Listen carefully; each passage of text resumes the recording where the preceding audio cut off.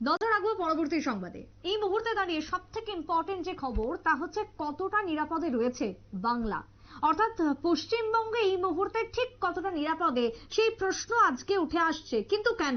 কারণ ক্যানিং থেকে গ্রেপ্তার হলো এক জঙ্গি। এই যে জঙ্গি গ্রেপ্তার হলো, জানা যাচ্ছে যে সে একেবারে পাকিস্তান থেকে ট্রেনিং বা প্রশিক্ষণ নিয়ে এসেছিল এবং দীর্ঘদিন ধরে আত্মগোপন করেছিল। দীর্ঘদিন ধরে আত্মগোপন করে ক্যানিং এই বসবাস করছিল, পশ্চিমবঙ্গের দক্ষিণ 24 পরগনা জেলা, সেখানে ক্যানিং এ বসবাস করছিল এই জঙ্গি, যাকে অবশেষে গ্রেপ্তার করলো কারা? না, গ্রেপ্তার করেছে জম্মু কাশ্মীর পুলিশ।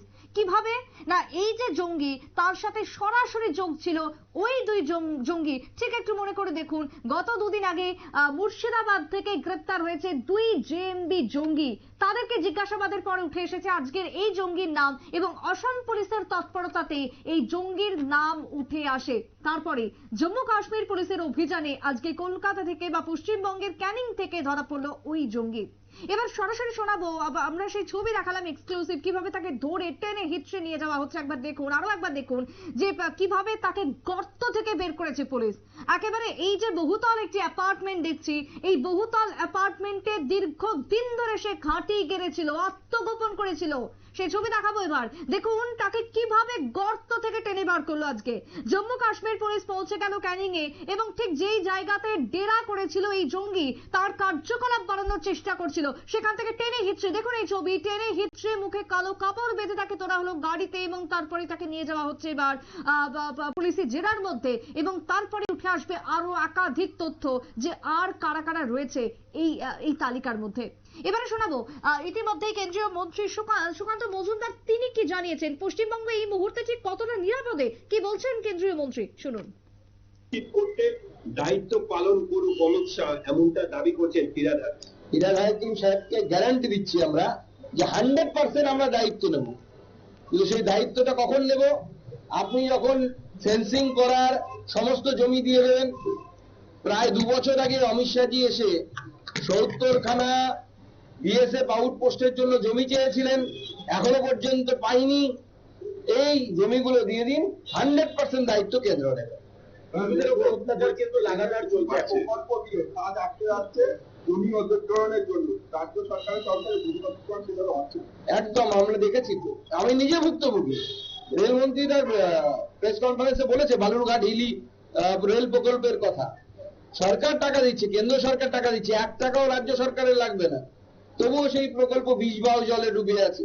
আমি ডিএম এর সাথে কথা বলে ডিএম কে রিকোয়েস্ট করে করে আমরা পাগল হওয়ার জোগাড়, রাজ্য সরকার জমি দিচ্ছে না। এরকম 60-65 খানা প্রকল্প গোটা পশ্চিমবঙ্গে আমি যতদূর মনে করতে পারছি এই মুহূর্তে 64 numbers of railway projects, those have been stalled due to the non cooperation of the state of West Bengal. বাংলাদেশের কাশ্মীরে হামলা এখনো লাগাতার আজকে দেখুন, বাংলাদেশে হিন্দুদের উপর যে অকথ্য অত্যাচার করছে, এই অত্যাচার সত্যি মেনে নেওয়া যায় না। আজ সকাল ঠিক 8:30 হবে, কেন্দ্রীয় প্রতিমন্ত্রী সুকান্ত মজুমদার রওনা দিলেন আগরতলা থেকে। তারপরে কলকাতাতে গিয়ে তিনি পৌঁছালেন এবং তারপরে সেখানেই তাকে প্রশ্ন করা হলো যে কলকাতা বা পশ্চিমবঙ্গে এই মুহূর্তে ঠিক কতটা নিরাপদ, এবং তার উত্তরে কি জানালেন কেন্দ্রীয় প্রতিমন্ত্রী সুকান্ত মজুমদার শোনালাম আপনাদের সামনে। তবে এবার শুনুন যে পুলিশের এক্ষেত্রে কি বক্তব্য উঠে এসেছে, শোনাবো।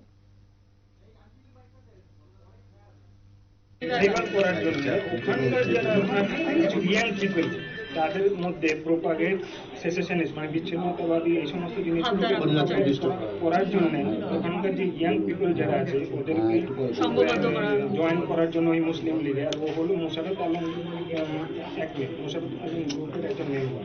তো ওখানে বিভিন্ন এই আপনার অ্যাক্টিভিটিসের সঙ্গে ওয়ান্ডারফুল অ্যাক্টিভিটিসের সঙ্গে জড়িত বলে ওনাকে আপনার ইউএএ ওই একটা 10 এবং 13 ধারায় ওনার বিরুদ্ধে একটা এফআইআর করা হয়েছে। আপনার আপনারা শুনলেন এই মুহূর্তে আইনজীবীর বক্তব্য এবং এবারে চলে যাবো সরাসরি সাংবাদিক অঞ্জন শুক্ল রয়েছেন টেলিফোন লাইনে। অঞ্জনদা, আজকে ক্যানিং থেকে যে জঙ্গি ধরা পড়লো, কিভাবে বা কি কি কাজকর্ম চালাচ্ছিল অত্যন্ত গোপনে এই জঙ্গি, কি কি ক্রিয়া চালাচ্ছিল এই মুহূর্তে কি জানতে পারছো? দেখো, ফের এই রাজ্য থেকে জঙ্গি গ্রেপ্তার করলো কিনা ভিন রাজ্যের পুলিশ। জিতের নাম জাভেদ মুন্সি, তার বাড়ি শ্রীনগর এর চাঁদপুরাতে। আমরা যেটা জানতে পেরেছি গতকাল একটা শনিবার রাত্রে জম্মু কাশ্মীরের পুলিশ দক্ষিণ 24 পরগনার ক্যানিং থেকে ওই জঙ্গিকে গ্রেপ্তার করেছে। ধৃত তেহরিকে মুজাহিদিনের সদস্য বলে দাবি পুলিশের। ধৃতকে এদিন আলিপুর কোর্টে তোলা হয়েছে ট্রানজিট রিমান্ডে নিয়ে যাওয়ার জন্য।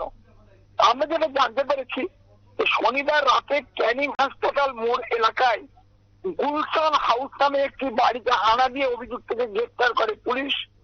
জামাইবাবুর বাড়ি থেকে গ্রেপ্তার অভিযুক্ত যুবক কয়েকদিন আগে এখানে এসেছিল জাভেদ।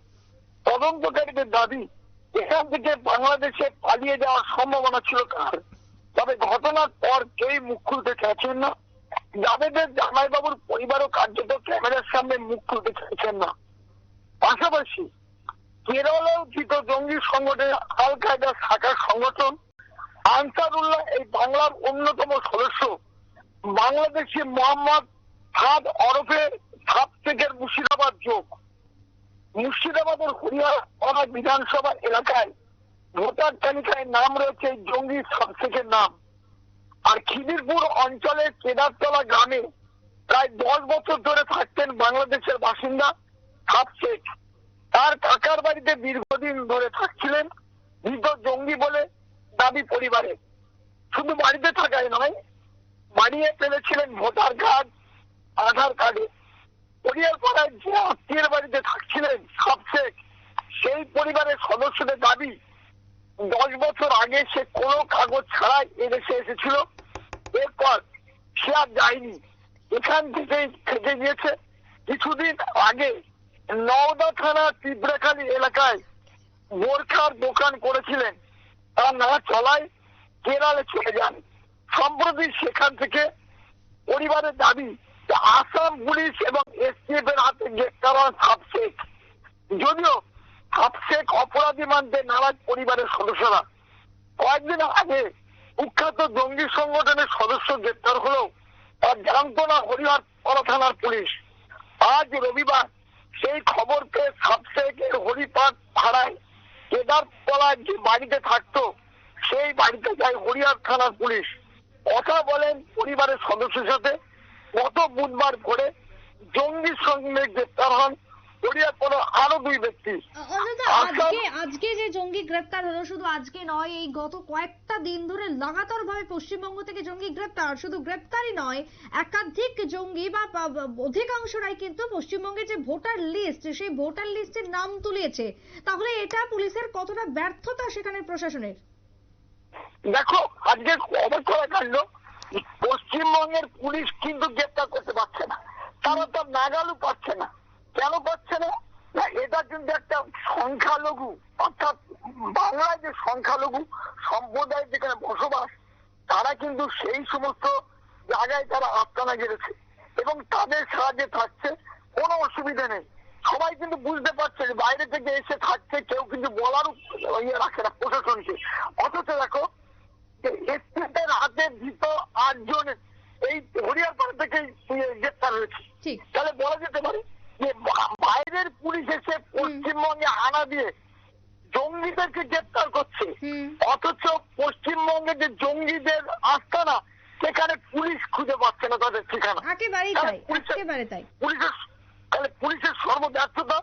আরেকটা বলি, এই যে বাংলাদেশ থেকে এসে জঙ্গিরা যে পশ্চিমবঙ্গে এসে প্রথমে আধার কার্ড, তারপর ভোটার কার্ড তৈরি করছে, পশ্চিমবঙ্গের শাসক দলের মাথায় যদি হাত না থাকে এই কাজ করেছে আদৌ সম্ভব? হয়তো হতে পারে যে পশ্চিমবঙ্গ সরকারের যে সমস্ত নেতা নেত্রী আছেন তাদের ভোট বাড়ানোর জন্য তারা কিন্তু সুকৌশলে এই জঙ্গিগুলোকে নিয়ে এসে পশ্চিমবঙ্গে আশ্রয় দিচ্ছে, যাতে পরবর্তীতে ভোটের সময় তাদেরকে ব্যবহার করা যেতে পারে বিভিন্ন রকম ভাবে। বেশ, ধন্যবাদ তোমায় রঞ্জন দা। অর্থাৎ এই মুহূর্তে দাঁড়িয়ে যতজন বা যারাই গ্রেপ্তার হচ্ছে তারা কিন্তু পশ্চিমবঙ্গ পুলিশের হাতে নয়, তারা কোনো না কোনো ভাবে বাইরের পুলিশের দ্বারাই গ্রেপ্তার হচ্ছে বা বাইরের ইনফরমেশন থেকেই তাদেরকে ধরা হচ্ছে। সুতরাং সেই জায়গায় পশ্চিমবঙ্গের এই মুহূর্তের আভ্যন্তরীণ পরিস্থিতি কতটা নিরাপদ, এই প্রশ্ন যেরকম উঠে আসছে, ঠিক তার পাশাপাশি পুলিশ প্রশাসনের ব্যর্থতার দিকেও কিন্তু উঠছে এই মুহূর্তের আঙুল। টেলিফোন লাইনে রয়েছেন এক্সিকিউটিভ এডিটর নীল। একদিকে যেরকম একের পর এক জঙ্গি গ্রেপ্তার হচ্ছে পশ্চিমবঙ্গ থেকে এবং প্রত্যেকের সাথে কোনো না কোনো কোনো লিঙ্ক রয়েছে এবং তারা এই তাদের যে টিম রয়েছে, যে গ্যাং রয়েছে সেটাকে আরো বাড়াচ্ছে। কিভাবে বাড়াচ্ছে না, ভোটার লিস্টে তারা নাম তুলছে। তো সেটা তো একদিকে যেরকম পুলিশের ব্যর্থতা, ঠিক অন্যদিকে পশ্চিমবঙ্গের নিরাপত্তা, এই দুটো প্রশ্নই একসাথে উঠে আসছে আজকে। তুমি কি বলবে? দেখো, কেরলের ভিতর যে জঙ্গি সংগঠন আল কায়েদার শাখা সংগঠন আনসারুল্লাহর বাংলার অন্যতম সদস্য এবং বাংলাদেশি মোহাম্মদ সাদ ওরফে সাব শেখের মুর্শিদাবাদের যে যোগ ছিল, অর্থাৎ অসম পুলিশের যে এসটিএফ মুর্শিদাবাদের হরিহরপাড়া থেকে গ্রেপ্তার করেছিল এবং তার সঙ্গে কিন্তু জঙ্গি সাদ শেখের নাম রয়েছে। খিদিরপুর অঞ্চলের, কলকাতার খিদিরপুর অঞ্চলের কেদারতলা গ্রামে, কেদারতলায় প্রায় 10 বছর ধরে থাকতেন এই বাংলাদেশি সাব শেখ। তার কাকার বাড়ি দীর্ঘদিন ধরে থাকছিলেন ধৃত জঙ্গি, এমনটাই পরিবারের দাবি। শুধু বাড়িতে থাকা নয়, বালিয়ে ফেলেছিলেন আধার কার্ড এবং হরিহরপাড়ায় সে আত্মীয়র বাড়িতে থাকছিলেন এই সাব শেখ। যে পরিবারের সদস্যদের দাবি 10 বছর আগে সে কোনো কাগজপত্র ছাড়াই ভারতে প্রবেশ করে। তারপর ভারতের পশ্চিমবঙ্গের দুটো জায়গায় তার নাম কিন্তু উঠেছে এবং তিনি কিন্তু সেখান থেকে পশ্চিমবঙ্গ এবং কেরলের মধ্যে এই জঙ্গি যে মডিউল, সেই জঙ্গি মডিউল কিন্তু তিনি তৈরি করতেন। এবং অসম পুলিশের যে এসটিএফ এই আজকে যে বিগত 10-12 দিন ধরে যে জঙ্গি সংগঠনের একের পর এক নেতা, অর্থাৎ আজকে ক্যানিং থেকে যে জঙ্গি ধরা পড়েছে তিনি কিন্তু পাকিস্তানের থেকে প্রশিক্ষণ প্রাপ্ত জঙ্গি এবং তিনি হচ্ছে মানে জঙ্গল এবং জলে যুদ্ধ করতে পারে, পাকিস্তান থেকে প্রশিক্ষণ নিয়ে আসা হয়েছে। ঠিক 1 বছর আগে তিনি পশ্চিমবঙ্গে প্রবেশ করে শাল বিক্রেতা, অর্থাৎ এই শীতের দিনে দেখবে বিভিন্ন এলাকায় কাশ্মীরের বেকার যুবক যুবতীরা তারা বিভিন্ন জায়গায় ঘুরে ঘুরে শাল বিক্রি করে। আর এই যুবক পশ্চিমবঙ্গের বিভিন্ন শাল বিক্রি করার নাম করে পশ্চিমবঙ্গের বিভিন্ন জায়গার ভিডিও তুলে একেবারে পাকিস্তানে পাঠাতেন এবং সেই সঙ্গে সেখানকার এলাকাগুলিতে ঢুকে মগজ ধোলাইয়ের কাজ দীর্ঘ 1 বছর ধরে করছিলেন।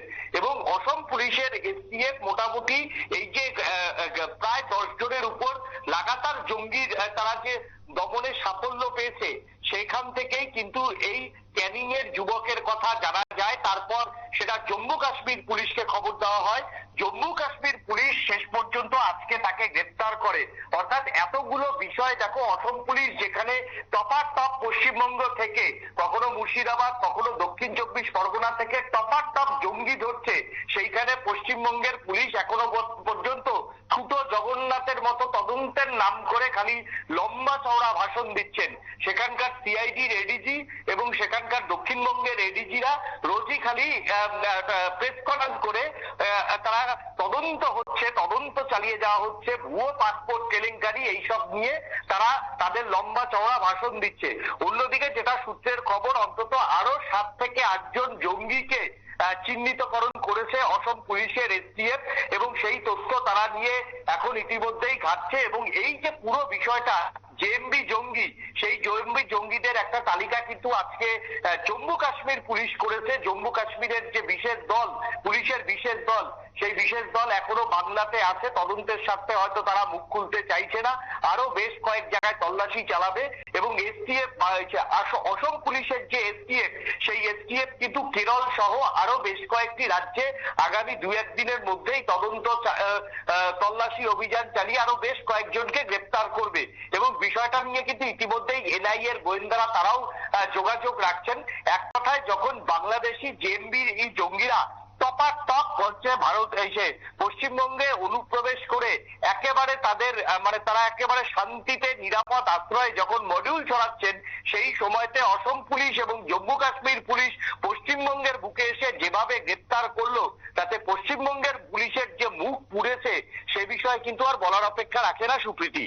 একেবারে তাই। এবং সেই জায়গায় নীল, এই মুহূর্তে এই যে জঙ্গিদের তো লিঙ্ক রয়েছে, তার মানে শুধু পশ্চিমবঙ্গ না, আমি যদি পুরো উত্তর পূর্বকে এখন এবার টানি, তো তাহলে প্রত্যেকটা জায়গাতেই তো এদের কোনো না কোনো তার মানে লিঙ্কম্যানরা থাকছেন বা রয়েছে। একেবারেই দেখো, এ বিষয়ে কোনো সন্দেহ নেই। এই জেএমবি জঙ্গিরা তোমার হচ্ছে দীর্ঘদিন অসমে ছিল এবং এই অসম থেকে তারা দেশের বিভিন্ন প্রান্তে ছড়িয়েছে।